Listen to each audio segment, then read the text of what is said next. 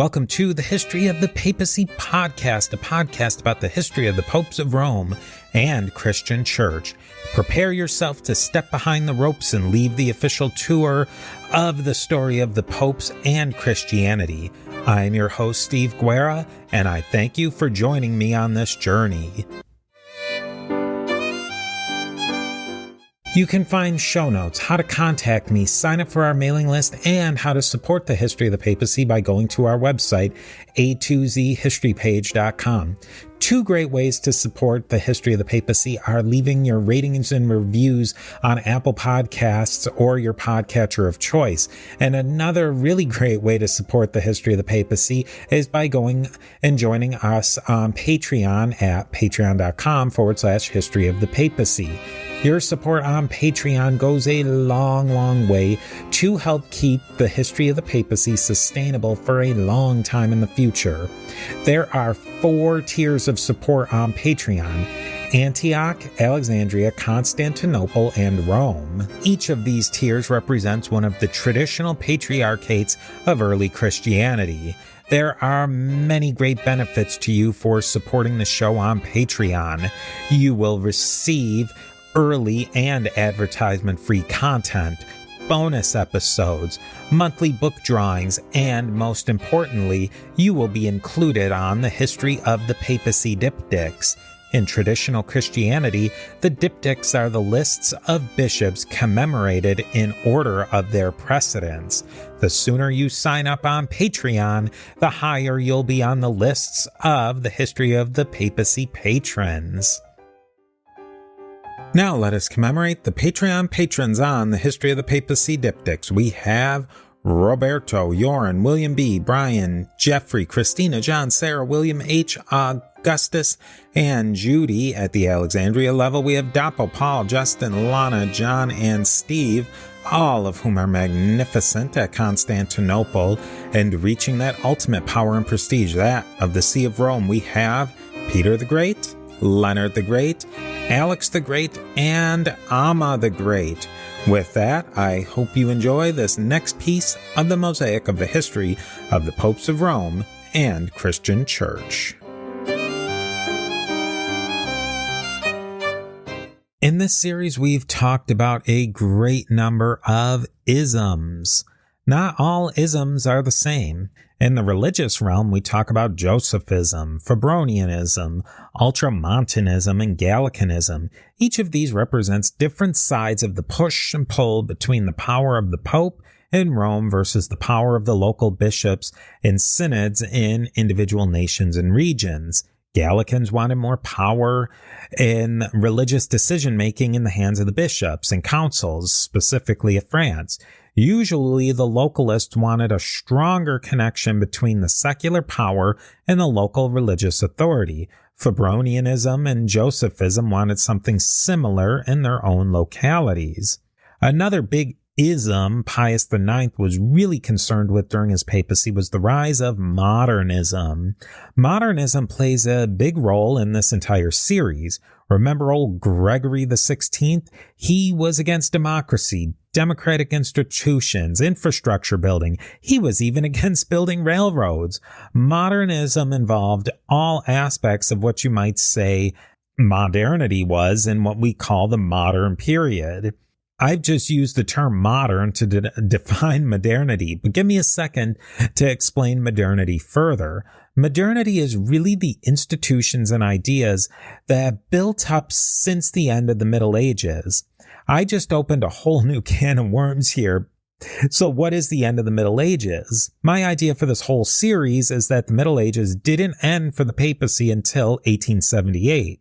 I'm sticking with it, and it fits. Some scholars say the Middle Ages ended with the fall of Constantinople in 1453. Maybe. You could argue that something really changed after the Black Death and the High Middle Ages in the early 14th century. All right. A good case could be made for the beginning of the Age of Discovery in the late 15th century, 1400s. I'm no scholar, so I'm not going to wade into all the pros and cons of each. I will say that in the context of this series and this episode, the Age of Discovery and another, even a few years later, the Protestant Reformation could have marked the end of the Middle Ages in a secular term. More than that, these two events pushed Europe into the early modern period. The discovery and the exploitation of the wealth found in the New World, along with the upheaval in religious and political power caused by the Reformation, substantially changed the way Europeans looked at everything. Europeans were forced to reevaluate how they imagined the very basic structure of their society, how economics worked, science for its own sake, how government worked, the relationship between the ruler and the different people who were ruled, the rights of individuals versus the rights of the ruler. These are all really big and fundamental ideas of how a society works. The societal upheaval that came from these huge changes wasn't easy. Societal upheaval from massive change never is. Through the 1500s and 1600s, there were massive, devastating wars in Europe. The 1700s brought on more wars, then the Enlightenment, then the Age of Revolutions.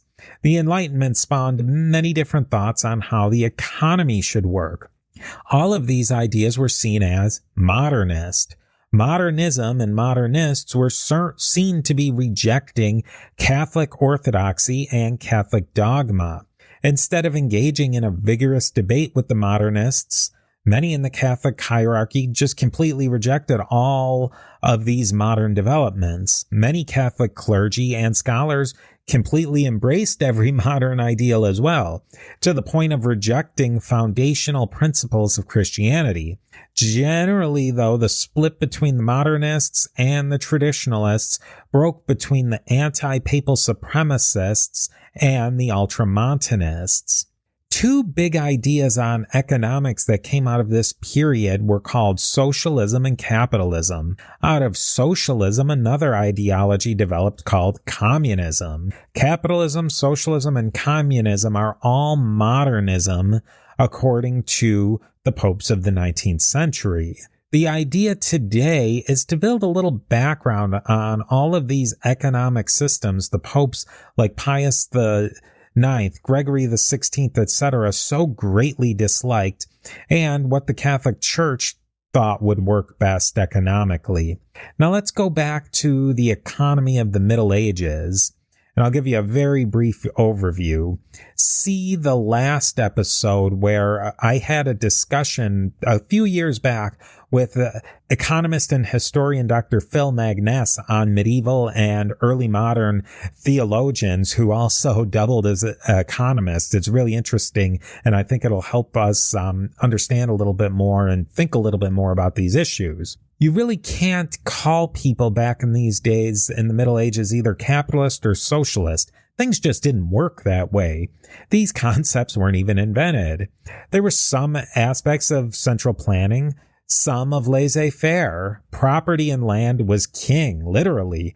Europe had a serious lack of precious metals, such as gold and silver, so it really limited the amount of physical coinage that could be made, so it caused a liquidity crisis, you might call it. And that problem really set back European economics and the economy of Europe for a long time. All that changed with the age of exploration, though. Tons, I mean literally tons of precious metal flowed into Europe, and it caused runaway inflation. Steve here. We are a member of the Parthenon Podcast Network, featuring great shows like James Early's Key Battles of American History podcast and many other great shows. Go over to parthenonpodcast.com to learn more. And here is a quick word from our sponsors. Trade was limited by that lack of coinage, and that problem got fixed with the discovery of vast amounts of wealth, and you might say exploitation of that wealth from the New World. Agriculture was always an extremely important industry, and most people lived really close to the land. There was guilds or trade associations, you might call them, that controlled key industries.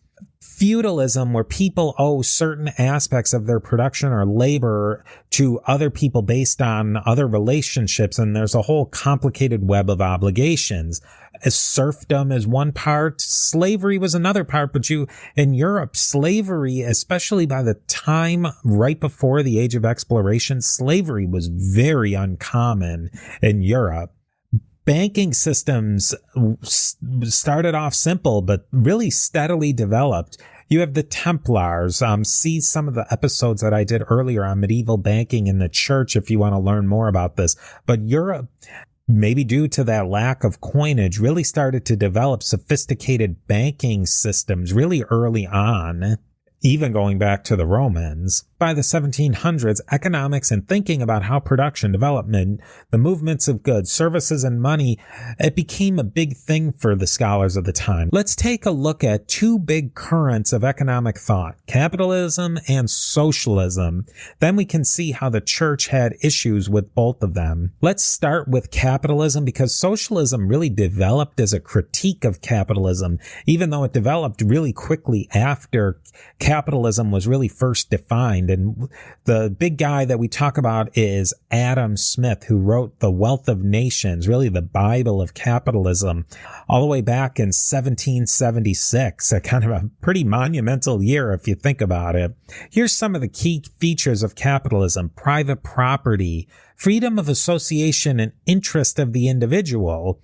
Wage labor is a big part. Workers sell their labor in return for pay and some sort of value. Individuals can use their excess value or capital to invest, produce, or consume as they choose. It all really boils down to personal and individual choice. Markets, where individuals mutually determine the prices of goods or services, is a key component, and markets are a competitive place. In this whole system, government has limited control over individual choices and how individuals interact with each other. Capitalism can have differing degrees of coordination between the actors, unions, trade associations, government regulations. You can have from a lot of these to a very little amount of these and still be in the capitalist framework. The market is based on information, wants, needs, and the information of the individual participants. And this can be very complicated. And the purpose is competition drives prices either higher or lower, as well as the supply of certain goods and the demand of certain goods, supply and demand. Generally speaking, capitalism is a system doesn't mind much with the social or moral costs of a transaction. And let me give you some examples and maybe think about these. And I would love to hear what you think about these examples. I kind of picked ones that would be a little controversial because I wanted to stimulate a little bit of conversation, because I think it's pretty interesting to think about. One example, I have an old TV. My neighbor wants an old TV. I want a certain amount of money for it. He wants to pay a certain amount for that TV. We come to a mutually acceptable price. Win-win. He gets a TV. I get a few bucks. He's richer in entertainment. I'm richer in money. Now, here's another example. In my neighborhood, there's something called a neighborhood no-buy group. I have an old TV. This is an actual thing that happened. I had an old TV and I gave a lady the TV for free. So she benefited because she got my old TV. I benefited because I didn't have to deal with haggling for 3 days with the old guy next door over Facebook Messenger about selling the TV. And when are you going to pick it up? Oh, I can't pick it up until 3 Thursdays from now. Or I don't have to figure out how to throw the thing out because I've been on the phone with the city for 3 days on trying to find out how to throw away a TV. The lady gets my TV and I've gotten rid of the TV that I don't want. It's a win-win. You could say I'm poorer a TV, and out of the money, you could also say, I feel good about giving that lady a TV and I don't have to deal with it cluttering up my bedroom anymore. A third example, in the United States at the time of this recording, There's a huge supply shortage of baby formula. If a baby's on formula, it needs that formula to survive. This is obviously a critical good for parents. Now, let's say I have an excess of baby formula. I don't know, say I drive all around the town and buy up formula. I've spent my time and gas money buying up as many cans of formula as I can. Now, mind you, I don't have a baby. I go home to my hometown where there is no formula. I've gone to the town next door that has a relative surplus of the formula, but my town has none. Parents will pay almost any price I demand for this formula for obvious reasons. The formula is an absolute essential item for them. On the surface, it's a win-win. I'm well compensated for my time gathering up this precious resource. The parents are happy because despite the steep, maybe even extreme cost, they have paid for that. They've received an invaluable resource. Now, this is all a hypothetical. I wouldn't go around doing this. But this is a way more morally ambiguous example. The market cleared. I got what I wanted. The parents got what they wanted. But was selling this life or death item at an extreme price morally correct? Should I have given them a better price because of their extreme need? There's a ton of questions that come from this. And if you really think about it, the answer isn't as easy as you think. Was this situation that I described morally correct? Now, let me give you one more example. A person is having a really hard time financially. They desperately need money to get through to their next paycheck. Someone offers them a loan, but at an interest rate of 50% for that week. The person is in need of their loan, gets the money they need, and the person loaning the money gets a large return on their loan. The use of money over time, loans, interest, usury complicates these transactions even more because it's not even a physical good at this point. It could just be numbers on a computer ledger. But really, the point is, in each of these examples, the market worked based on the information that each participant had. But was the best outcome for the individual involved achieved? And what about the outcome? Was it the best for society as a whole? Did everyone make the best moral choice? Everyone acted freely out of their own self-interest, but are we really truly acting completely out of free will at this point, especially say in the baby formula situation? Was there free will involved? Now, I'll keep this episode family friendly, but we can talk about a lot of situations where transactions can be carried out between people that many might think are immoral, say weapons, drugs, prostitution, etc., selling of organs. The church would ask whether these transactions are Christ-like, biblically correct, morally correct, and comport to the norms of the religion, not just to the individual needs at the moment. A religion like Christianity and Catholicism aren't looking at these scenarios strictly from an accounting, economic perspective or an individual perspective. That is the major issue the popes of Rome and the Catholic Church would have had with strict laissez-faire capitalism, or really even a lot of the shades of gray of capitalism. Steve here again with a quick word from our sponsors. Now let's talk about socialism. Socialism is as hard to define as capitalism. There isn't strictly one straight definition, but let's try. Socialism is in many ways a critique of capitalism and the inequalities and iniquities that come out of capital largely being in the hands of a few. In many ways, socialism and capitalism are both concerned with liberty, individual freedoms, and personal control. Both capitalism and socialism are firmly rooted in the Enlightenment ideal. They are modernist, putting both capitalism and socialism at odds with the Catholic Church and their more traditional view of how society should be organized. Ideas of communism and socialism can be traced back as far as antiquity, but it really gets its modern roots with philosophers at the end of the 18th century. And there's an upcoming episode where I will be talking with a professor about the history of communism in particular, and some of the damage, you might say, that communists had with the church and the church had with communists. But we'll save that for another day. Now, the focus of socialism is much more on the control of labor, on the ownership of its labor and the produce of its labor. Socialism is in many forms moves towards the collective ownership of capital. Not all forms of socialism have complete collective ownership of all property, but the scales are more tipped in that direction than complete private ownership over property.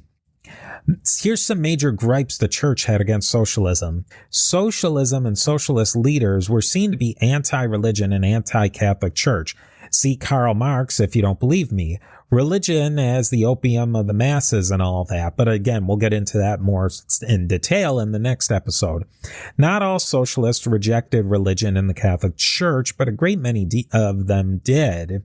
A lot of it with socialism was changing the focus of life away from the church and toward the government.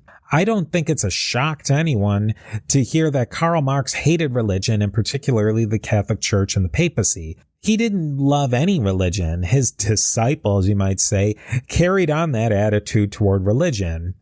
People shouldn't look to the church to help them through good times and bad. People should look towards the state and the collective. The Catholic Church and the popes obviously thought people should be looking at the church as the central part of their lives. Whether that was for cynical power or legitimately believed religious fervor and religious convictions, they really felt they were saving souls. Take your pick. Either way, that's a major conflict point. The internationalist flavor of socialism, particularly Marx and Engels' version of socialism, was a huge competitor to another massive international organization, the Catholic Church. The revolutions of 1848 had a flair of socialism to them as well, and you and I know Pius IX had no love for those revolutions. They nearly ended his papacy. Now, what's the church view on economics? It's called distributive economics. We're going to try and set up what the Catholic Church believed on economics in the 19th century, but we'll back up a bit. But we're not going to go back to the biblical or Old Testament, New Testament views on economic matters.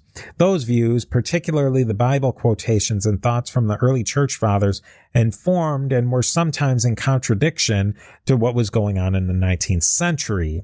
But we could look at someone like St. John Chrysostom all the way back in the 300s AD. He preached that everyone should sell all their goods and live communally as Christians.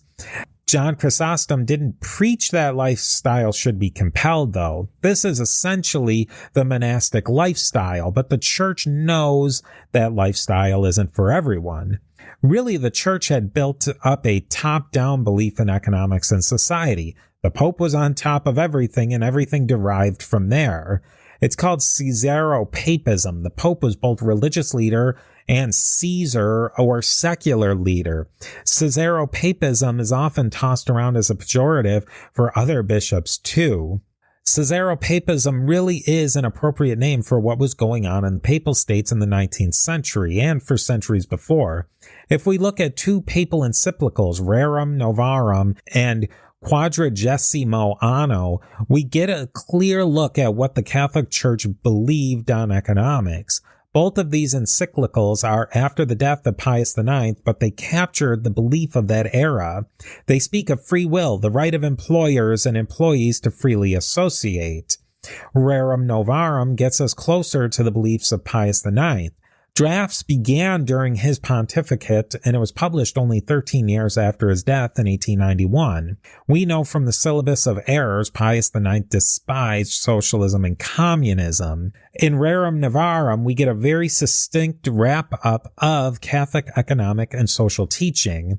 For church economics and social wrapped up into one package is the deal. Generally, free markets, free association of capital and labor should be supported, but the free market is not an absolute. People should be concerned with the needs of other people. In transactions, one party shouldn't exploit another. Let's look at this quote from Rerum Novarum. Quote, "Rightly, therefore, the human race as a whole, moved in no wise by the dissenting opinions of a few, and observing nature carefully, has found in the law of nature itself the basis of the distribution of goods, and by the practice of all ages, has consecrated private possession as something best adapted to man's nature and to peaceful and tranquil living together. Now civil laws, which, when just, derive their power from the natural law itself, confirm, and even by the use of force, protect this right of which we speak. And this same right has been sanctioned by the authority of the divine law, which forbids us most strictly even to desire what belongs to another. Thou shalt not covet thy neighbor's wife, nor his house, nor his field, nor his maidservant, nor his ox, nor his ass, nor anything that is his." End quote. Clear support for private property here. But here's a quote with a little different perspective from Rerum Novarum. Quote, "The following duties, on the other hand, concern rich men and employers.